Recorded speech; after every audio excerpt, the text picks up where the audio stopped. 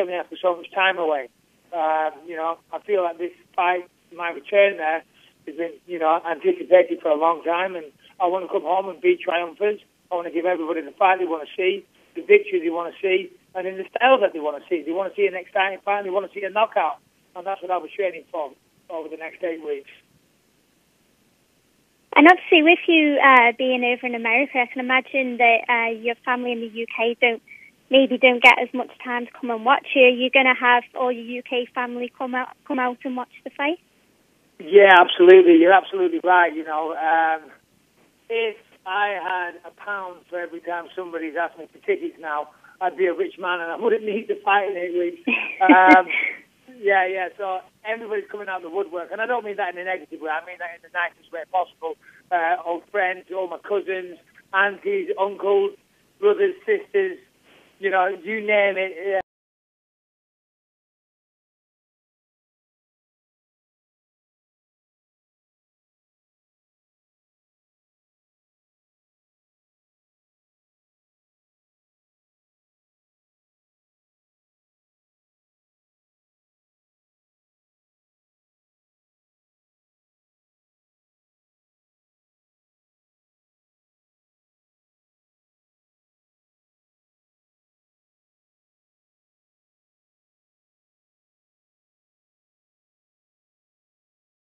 If you do win this fight, is there anyone, I know you've been asked quite a few times, but is there anyone you do have your eye on? Because obviously people have mentioned with Luke Rockhold.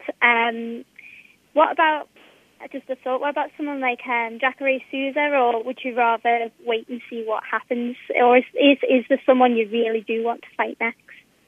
Yeah, I mean, the people I want to fight next are Luke Rockhold, Chris Weidman, and Jacare Souza. They would be the top 3 names in the division. And certainly a win over Rockhold or Jacare would get you a title shot. Weidman is the champion. I believe one of those guys is going to fight for the title next anyway. So, either one of those guys would be a dream opponent after Thales Leites, but I would be a fool to look past Thales. That's lesson number 1. Never underestimate your opponent, never look past an opponent, and I'm not doing that. So, we'll discuss that in 8 weeks after I send Thales home with a sore backside. We'll discuss who I fight next. Great. Thank you, Michael. Thank you. And we'll take our next question from Louise Green with MMA Crazy. Hello, Michael. Question Hi. to you. Hiya. A lot of people were expecting you to fight Musasi. What did you think of his comments that he said recently about, let's not challenge him as he overreacts? What was your comments on that? And then also, is that something that you still look forward to, maybe a fight with him in the future? Yeah, I think a fight with myself and Musasi makes a lot of sense. We're both been around similar amounts of time and we're both similar ranked fighters. So, yeah, it certainly makes sense. I took no offence to it whatsoever. We are professional fighters and, that's what we've got to do. We've got to get opponents. And I thought it was quite funny that he said he has to say, he's not calling me out because I overreact. I don't think I overreact, but I have been known to, be a little controversial at times. So, yeah, it was all good. It actually made me smile, made me laugh. I took no offence to it whatsoever. Okay. And obviously, Leites is coming off of a 8-fight win streak, Does this worry you at all? Yeah, of course. I'd be a fool to say, oh, no, I couldn't care less. But really, I couldn't care less. Listen, I fought way better competition than what Thales has. You look at my record, he's the who's who of MMA. Yeah, he's recently started fighting top flight competition again. But last time he was in the UFC, he wasn't cutting it. He went and fought all around the world, got some wins, came back to the UFC, beat a bunch of no marks, and now he's fighting good competition again. Yes, I do respect the fact that he's beating those guys, but I ain't crying myself to sleep about it, worried. And then obviously, as we've said earlier as well, that obviously it's your aim to get the middleweight belt again, to get back up there. What do you think it's going to take now for you to get up there again? Well, obviously it starts with a good win over Thales. And I think another win after that for sure. But yeah, definitely a win over Thales and a good performance. And then after that, it would have to be somebody else, inside the top 10, one of the top contenders. And I think after that, I think the fact that I've been a top 10 contender, for so long in the division, and then if I got on a 3-fight win streak, then I think that would do it. I think that would get me the title shot. Okay, thank you. And then for Thales, what was your reaction when you found out that Bisping was your next opponent, and how do you think the fans are going to react to you in Glasgow? I'm sorry, can you repeat? So what was your first reaction when you heard that Bisping was going to be your next opponent, and how do you think the fans in Glasgow are going to react to you? Okay, my first reaction was happy, because I would like I said, I would like to fight with Bisping for a long time. And now this fight is coming up. And fighting in UK, especially in Scotland, is very nice to me, because it's the main event of the night and against a great opponent. And in Scotland, the land that I would like, it's my dream, visit this place.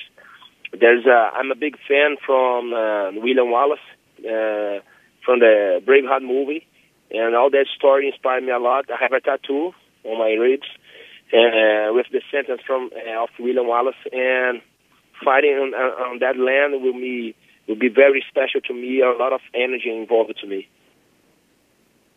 And how will you react to saying? Sorry, go on. Can you say again? Sorry, say again. Sorry. No. So how do you think the fans? Yeah, how are the fans going to react to you? Obviously, Bisping's going to be the favourite going into the fight. How do you think the fans are going to react? The fight, in my opinion, will be explosive fight. He'd fight forward, I'd fight forward. We will be, fighting for every time. And of course, I'm being improving my stand-up game, and he's excellent on stand-up game. Okay, and this is MMA. It's not only a box, not only a Muay Thai, and not only a Jiu-Jitsu. We have to be ready for all the situations, and I'm ready, and I know that he will be ready, and we're going to make a war there. Okay, thank you very much. Thank you. And just a final reminder, it is *1 for any questions. We'll go next to Chris Gilmartin with STV. Hi, Michael. Chris here. Thanks for your time. Most of the questions have already been asked, but I was going to ask you what you make of the current crop of Scottish fighters who are now breaking into the UFC, like Stevie Ray, Rab Whiteford, and Joe Calderwood. Yeah, well, I've known for a while that there was great potential and some great gyms and fighters, in Scotland. So it was only a matter of time before they broke into the UFC. And of course, Joanne Calderwood got into the Ultimate Fighter with incredible hype, and I think a lot of people were expecting her to win. Unfortunately, she didn't, but that doesn't mean she's done. She's got incredible potential. I know she's training with a great team, and hopefully it's only a matter of time before she gets the belt. Stevie Ray, that guy has got endless potential. He really has. It was actually a friend of mine that put me onto him quite a while ago, so I've been watching him for a while, and his last fight was incredible. I know he took the fight on short notice, and he looked sensational. So, as I said before, it was only a matter of time. There's been great gyms in Scotland for a while. The Dinky Ninjas is one I'm thinking of. They've been churning out quality fighters for a long, long time. So, it's no surprise that they're in the UFC, and it's no surprise that we're fighting in Glasgow, and I'm sure there's going to be many, many more events in Scotland to come. Great. And I'm just wondering, obviously you've been in California for 3 years now. Is there anything you kind of miss about the UK? Oh, my word, absolutely. So many things, first and foremost, the people. I miss the sense of humour and the people. Don't get me wrong. It is a nice place to live out here in America. And I've been here for a while now. And the kids, they're integrated into school life and things like that. So, if I had my way, I would move back to the UK. My wife's looking at me now. She's giving me a dirty look. My wife's Australian, and she loves the sunshine. She loves the lifestyle here. She wasn't overly thrilled with the rain every day in the UK. So that was kind of half the reason she was yearning to go to Australia to be with her family again. But the training situation down there wasn't really what I needed. So we compromised on California. Sure. And of course, at that time, I had a lot of opportunities in America. And being a guy from a small town, with not a lot going on, I would have been a fool not to take those opportunities. So I did that. And I don't regret it, but I do miss the UK. I miss my home. I miss my family. I miss the weather. I miss the lush greenery. I miss going for walks with the dog down the river. I don't miss the food and I don't miss the weather. But other than that, I miss a lot of things. Great. Well, hopefully there'll be sunshine in Glasgow when you guys arrive. Yeah. And just a final. I'm not holding my breath. I'll see what I can do. And just a final question, Michael. I'm sure the 13,000 fans inside the Hydro will be backing you, and it's obviously an event people have been waiting here for years to see. If you had one message for the Scottish fans, what would that be? Message for the Scottish fans would be, first and foremost, thank you for having me, and I hope they cheer for me. I'm coming to Scotland to give them what they're paying to see. They want to see a great fight, and I know Thales is going to be a great opponent. He's going to give that as well. I'm coming up there. I'm going to literally dedicate the next 8 weeks of my life to giving them what they came to see. Of course, I want to do it for myself, and also want to put on a hell of a show for the UFC, for the people of Glasgow and Scotland that are going to part ways with their hard-earned money. So come out, have a great night, enjoy it, and please cheer for me. Thank you very much, Michael. Cheers for that, and good luck, both guys. My pleasure. Thank you. Thank you. And we'll take our next question from Shamat Karsandu with MMAJunkie.com. Hi, Michael.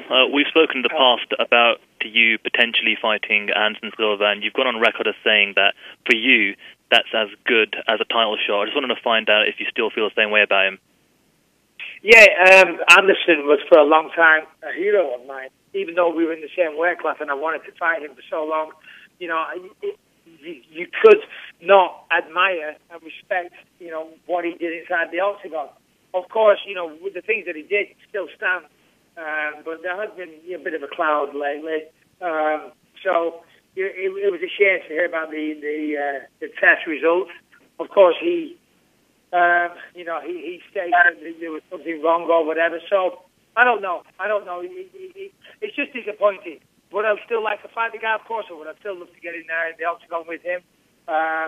But, he has fallen a little bit recently, so it's not something that's, the burning issue that it once was. I've fought many guys over the years that have used performance-enhancing drugs, so obviously I have a very dim view of that. I've always been a hard-working, honest, working guy. The only thing I take is protein shakes, and that's it. Blood, sweat, and tears go into my preparation. And I've had injuries in the past from guys using performance-enhancing drugs. So, and this sport has no place for that. We're not trying to put balls in hoops. It's a fight. So you shouldn't be going out there and doing those things. So anybody that does that, I immediately lose a lot of respect for. Now, of course, the sentence hasn't been delivered, and we're yet to see what happens. So I reserve my judgment until the athletic commissions make their decision. Speaking of PEDs, what were your thoughts on the Nevada State Athletic Commission coming out with punishment for future PED offenders? Yeah, I was very happy. I know that the UFC for a long time have been trying to do what they can to clean the sport up, but ultimately it does come down to the athletic commissions. They're the guys that regulate the sport. I agree with almost everything what they did. Of course, some of the penalties now are very, very harsh, and financial penalties as well as suspensions. So, of course, I'm very happy about that. There's some things in there that are maybe, a little too strict, or maybe, things like if there's a sleep aid in your system, you might be banned for 2 years. Now, of course, if you choose to do that and break the rules, that's your problem. But I know sometimes there can be things in products that maybe you didn't know you were taking. So that would be a little worrying for somebody to get banned because they traced a sleeping aid and they were to be banned for 2 years. Things like that is a little concerning. But listen, if you're taking performance-enhancing drugs and you get caught, in my mind, you should be banned for life. So I'm very happy to see that the Athletic Commission have decided to bring in much harsher penalties. Thank you very much for your time. Thank you. And we'll go next to Neil McGrath with Talking Balls MMA. Sorry, is David Allen still on the line? Yes. David, sorry, just ahead of UFC Berlin, obviously next week or in 2 weeks' time. Has the German TV deal been finalised? No, we're still working through the details of that deal, but we're really looking forward to what's going to be a super night down there with our first World Championship fight being held in Germany on the strawweight bout. So a great night for everybody to come and see live at this moment in time. Grant, and just one for Michael. Dana recently made comments. He said that you would, not some knockout power, you'd be a world champion a long time ago. Is that an insult or a compliment? How do you take those comments from Dana White? Yeah. You know, of course, you always choose your words carefully when you're discussing Dana. He is the boss, and he's been a good friend of mine for a long time. Listen, I understand what he's saying. I didn't get the knockout that night, and I hit him with many shots. But the fight after me was Quincy Rampage Jackson, and I think everybody agrees that Rampage has, big knockout power, and he didn't get the knockout. So the point I'm trying to make is that you can't always get the knockout, you can't always get the finish. If you look at my record, I'm tied for third for the most knockouts or TKOs in UFC history. And I would counter Dana's statement with that statement of my own. So I'm certainly capable of finishing people. I joined the UFC at 10-0. They were all first-round knockouts. And as I said, I'm tied for third or second, and second or third for the most knockouts in UFC history. So I've certainly got knockouts. And, I'd just like to remind Dana of that little stat. Thanks a lot, guys. Appreciate it. Thank you. And we have no further questions. I'll turn the call back to Mr. Allen for any additional or closing remarks. So thank you to everybody for taking their time today and everybody listening on UFC.com as well. And a special thank you to Michael and Thales for taking the time out to express their views. We really look forward to seeing everybody in Glasgow on the 18th of July, and remembering that tickets go on sale this Friday. We look forward to seeing you all then. Thank you, everybody. Thales, thank you. I appreciate it. Thales. You there? Oh, no, he's gone. One moment.